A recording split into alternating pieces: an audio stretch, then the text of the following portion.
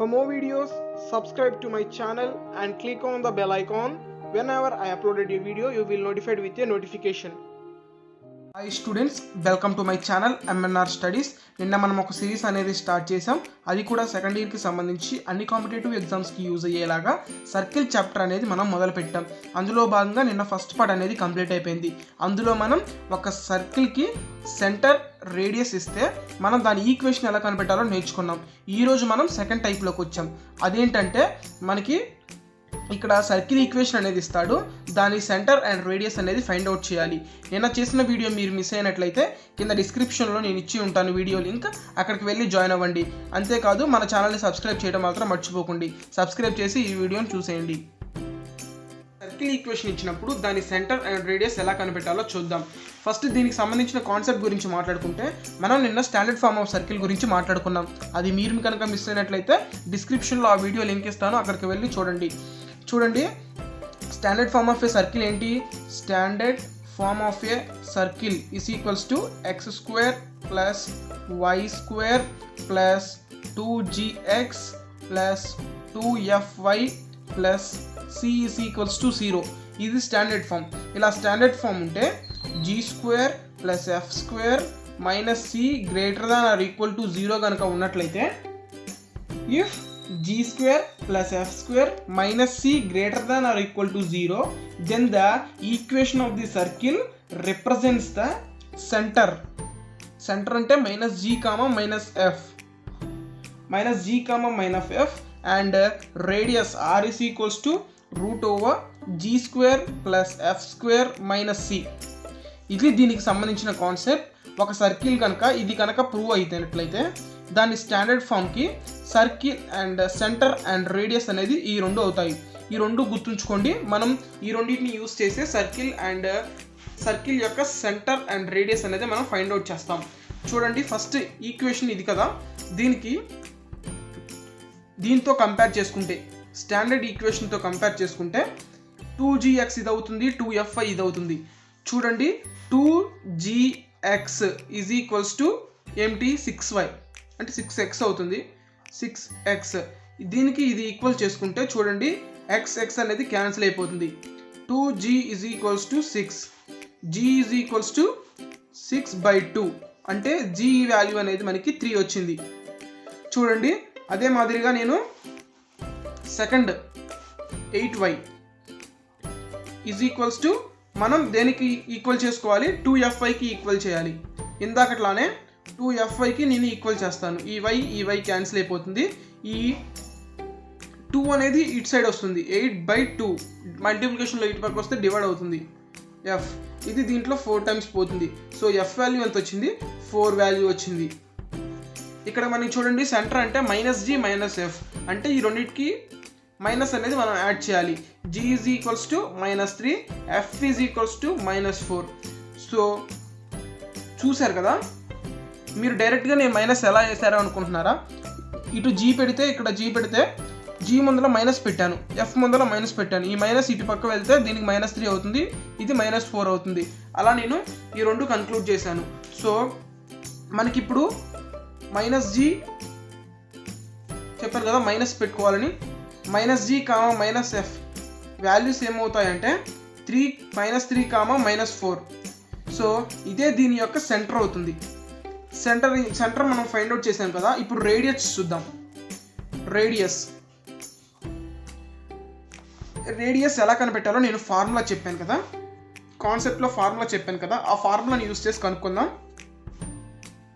Root over g square plus F square minus c. చూసారు కదా, ఇది ఇంత సింపుల్. మీరే చూడండి, g స్క్వేర్ వాల్యూ మనకు వచ్చింది ఆల్రెడీ. g స్క్వేర్ అంటే ఎంత? 3 కదా. అదే ఇక్కడ స్క్వేర్ రూపంలో రాసుకోండి. 3 whole square plus F value కూడా వచ్చింది మనకి 4 హోల్ స్క్వేర్ మైనస్ సి. ఇది చూడండి, సి ఎక్కడ ఉంటుందో స్టాండర్డ్ ఈక్వేషన్లో కంపేర్ చేసుకోండి. సి అనే వాల్యూ లాస్ట్ ఉంటుంది, కాన్స్టెంట్ అది. ఇంకోండి ఇక్కడ ఉంది -96. ఆ -96ని సి ప్లస్లో రాసేద్దాం. -96 ఇక్కడ మైనస్ ఉంది, మైనస్ ప్లస్ అయిపోతుంది, +96 అవుతుంది. సో చూసుకోండి, 3 స్క్వేర్ అంటే ఎంత? 9. ప్లస్ 4 స్క్వేర్ అంటే ఎంత 16 ప్లస్ 96. సో చూసారు కదా, ఇది మొత్తం యాడ్ చేసి మీకు స్క్వేర్ రూట్ అనేది కనిపెట్టడం వచ్చి ఉండాలి. చూడండి, ఇప్పుడు నేనేం చేస్తానంటే ఈ రెండింటిని యాడ్ చేస్తే ఎంత వస్తుంది, 121 వస్తుంది. 121 వస్తే 121కి రూట్ మీకు తెలుసు 11. సో మనకి వాడు ఫైండ్ అవుట్ చేయమని ఇచ్చిన ఏమేమి ఫైండ్ అవుట్ చేయమన్నాడు, సెంటర్ ఫైండ్ అవుట్ చేయమన్నాడు అండ్ రేడియస్ ఫైండ్ అవుట్ చేయమన్నాడు. ఆ రేడియస్ అండ్ సెంటర్ మనకు వచ్చేసింది. ఇదిగోండి సెంటర్, ఇదిగోండి రేడియస్. సో మీరు ఈ టైప్ మోడల్ చూసారు కదా. ఇప్పుడు మనం డిఫరెంట్గా ఇస్తాడు. ఇది కన్ఫామ్గా ఇచ్చేది definite question, damn sure question ఇది. ఈ క్వశ్చన్ అనేది ఒకసారి ఎలా చేయాలి ఈజీగా ఒక 4 లైన్స్లో ఎలా చేసేయాలో చూసేద్దాం. సో ఇది సమ్. ఈ సమ్ అనేది డామ్ షూర్ క్వశ్చన్, ఇది ఇవ్వడానికి ఛాన్సెస్ అయితే ఉంటాయి. ఒకసారి మీరు వీడియోని పాస్ చేసి అర్థం కాకపోతే ఒకసారి రివైజ్ చేసి చూసుకోండి, అంతేకాని వీడియోని స్కిప్ చేసి మాత్రం చేయకండి. చూసారు కదా, ఫస్ట్ దీనికి మనం ఇక్కడ కాన్స్టెంట్, ఇక్కడ మనకి ఒక వాల్యూ పక్కన √1 + m² అనేది ఉంది. దీన్ని మనం రిమూవ్ చేయాలంటే ఈక్వేషన్ మొత్తాన్ని దీంతో డివైడ్ చేయాలి. సో మీరు స్టెప్ ఏమి రాస్తారంటే డివైడ్ √1 + m² ఫుల్ ఈక్వేషన్ మొత్తంతో ఇది డివైడ్ చేయాలి. ఒకసారి డివైడ్ చేసి చూడండి ఏమొస్తుందో. √1 + m² × x² + y² divided by √1 + m². ఇక్కడ ఉంది కదా మైనస్, దీంతో కూడా డివైడ్ చేయండి. మొత్తంతో డివైడ్ చేయాలని చెప్పాను కదా √1 + m²ని. సో దీంతో కూడా డివైడ్ చేస్తున్నాను. √1 + m² = 0. సో చూసారు కదా, ఇప్పుడు ఇది క్యాన్సిల్ అయిపోతుంది. మనకి మిగిలేది ఇది ఒక్కటే మిగులుతుంది. చూడండి, నెక్స్ట్ దీన్ని ఫర్దర్గా సాల్వ్ చేస్తే ఇది మనకి ఈక్వేషన్ వస్తుంది. ఇప్పుడు దీనికి మనం సెంటర్ అండ్ రేడియస్ కనిపెట్టడం ఈజీ. ఏది ఇందాక చేసిన ప్రాసెస్లో ఎలా చేయాలో చేద్దాం. ఈ ఈక్వేషన్ అనేది ఫర్దర్గా సాల్వ్ చేసిన ఈక్వేషన్. ఇప్పుడు మనం దీనికి సెంటర్ అండ్ రేడియస్ కనిపెట్టాలి. ముందు మనం standard form of a circle రాసుకుందాం. Standard form of a circle ఏంటంటే x² + y² + 2gx + 2fy + c = 0. ఈ స్టాండర్డ్ ఫామ్ ఎలా వచ్చిందో కూడా నేను ఫస్ట్ పార్ట్లో నేను ఎక్స్ప్లెయిన్ చేశాను. ఒకసారి మీరు మిస్ అయినట్లయితే ఆ వీడియోలో ఆ లింక్ అనేది నేను డిస్క్రిప్షన్లో ఇస్తాను. ఆ డిస్క్రిప్షన్లో ఇచ్చిన లింక్ని క్లిక్ చేస్తే మీరు మన ఛానల్లోకి వెళ్తారు, అక్కడ మీరు విజిట్ చేయొచ్చు. సో చూడండి, 2gxని దీనికి ఈక్వల్ చేయండి. 2gx = -2cx √1 + m². ఏం కావాలంటే మనకి సెంటర్ కావాలంటే ఈ x అనేది x క్యాన్సిల్ అయిపోతుంది. So 2g = -2c √1 + m². So చూసారు కదా, ఇప్పుడు ఇది ఇంటూలో ఉంది, ఇటు వస్తే డివైడ్ అవుతుంది. సో ఇది కూడా క్యాన్సిల్ అయిపోతుంది. So g = -c √1 + m². So ఇప్పుడు మనకి -g వాల్యూ కావాలంటే ఏంటి, -g = ప్లస్ అయిపోతుంది. ఇది c అంటే బోత్ సైడ్స్ నేను మైనస్తో ఇంటూ చేశాను. ఇంటూ చేస్తే మైనస్ ప్లస్ అయిపోతుంది. సో మనకి -g వాల్యూ అనేది ఇది వచ్చింది. నేను -f వాల్యూ ఒకసారి కనుక్కుంటాను, ఒకసారి చూడండి. -f వాల్యూ కావాలంటే మనం దేనికి ఈక్వల్ చేయాలి, 2fyని దీనికి ఈక్వల్ చేయాలి. మనకి f వాల్యూ కావాలంటే చూడండి, నేను ఈక్వల్ చేస్తాను. 2fy = -2mcy √1 + m². సో చూసారు కదా, ఇప్పుడు ఇందాక చేసినట్లయితే మనం ప్రాబ్లంలో ఈ y క్యాన్సిల్ అయిపోతుంది, ఈ 2 క్యాన్సిల్ అయిపోతుంది. ఇందాక నేను లెంతీ ప్రాసెస్లో చేయట్లేదు, మీకు అర్థమైపోయి ఉంటుంది అనుకుంటున్నాను. ఈ 2 క్యాన్సిల్ అయిపోతుంది. ఈ 2 మల్టిప్లికేషన్ చేసేది ఇటు బైలోకి వెళ్తుంది. ఈ 2 క్యాన్సిల్ అయిపోతుంది. f = -mc √1 + m². సో చూడండి, ఇప్పుడు మనకి ఎఫ్ వాల్యూ కావాలంటే మైనస్ ఎఫ్ వాల్యూ కావాలంటే బోత్ సైడ్స్ మైనస్తో ఇంటూ చేస్తాను. Minus F is equals to minus minus plus అయిపోతుంది, plus M C by √1 plus M square. So చూసారు కదా, మనకి minus G minus F values వచ్చినాయి. అంటే ఇది సెంటర్ వచ్చేసింది మనకి. ఇప్పుడు మనం రేడియస్ కనుక్కోవాలి. సో రేడియస్ మనం చాలా ఈజీగా కనిపెడతాను. ఒకసారి చూడండి, radius r is equals to √g square plus f square plus అంటే ప్లస్ కాదు minus c is equals to √c square by 1 plus m square plus m square c square by 1 plus m square plus 0. Plus 0 ఎందుకు వేసానంటే minus c value, మనకి c value అనేది ప్రాబ్లంలో ఇచ్చిన ఈక్వేషన్లో మనకి ఇవ్వలేదు. చూసారు కదా, మనకి ఇచ్చిన ఈక్వేషన్ ఇది. ఈ ఈక్వేషన్లో మనకి సి వాల్యూ అనేది ఇవ్వలేదు. సో మనం ఆ ప్లేస్లో జీరో అనేది పెట్టేస్తాం. సో మనం అలా చేస్తే మనకు వచ్చే వాల్యూ ఏంటంటే రేడియస్లో √LCM తీసుకుంటాం. ఇప్పుడు మనం LCM ఏముందంటే 1 ప్లస్ ఎం స్క్వేర్ కామన్గా ఉంది కాబట్టి LCM 1 ప్లస్ ఎం స్క్వేర్ వస్తుంది. So C square plus M square C square. So ఫైనల్గా ఏం కన్క్లూడ్ చేయొచ్చు అంటే రేడియస్ని సిని మనం కామన్ తీద్దాం, పైన సి స్క్వేర్ ఉంది కదా, సి స్క్వేర్ని కామన్ తీద్దాం. ఎం స్క్వేర్ ప్లస్ 1 అంటే ఇటు పక్క ఏమీ లేదు కాబట్టి 1 వచ్చేస్తుంది. So 1 plus M square. So మనం ఇది క్యాన్సిల్ చేయొచ్చు. 1 ప్లస్ ఎం స్క్వేర్ని క్యాన్సిల్ అవుతే మనకి టోటల్గా మిగిలేది ఏంటంటే √c స్క్వేర్. ఈ రూట్ క్యాన్సిల్ అయిపోతే మనకి మిగిలేది సి. సో రేడియస్ మనకి ఎంత వచ్చిందంటే రేడియస్ అనేది మనకి సి అనేది వచ్చింది. సో మీరు ఇంత ఈజీగా మీరు ఇచ్చిన సమ్ని చూస్తే చాలా కష్టంగా ఉందనుకుంటారు. దీన్ని మీరు ఫర్దర్గా సాల్వ్ చేసుకుంటూ వస్తే దీన్ని divided by 1 plus M square అనుకొని ఇలా చిన్నగా సాల్వ్ చేసుకుంటూ వస్తే మీరు ఆన్సర్ అనేది ఫైండ్ అవుట్ చేయొచ్చు. సో చూసారు కదా, మొత్తం ఇది సెంటర్ మనం కన్క్లూడ్ చేసాం, రేడియస్ అనేది ఇక్కడ కన్క్లూడ్ చేసాం.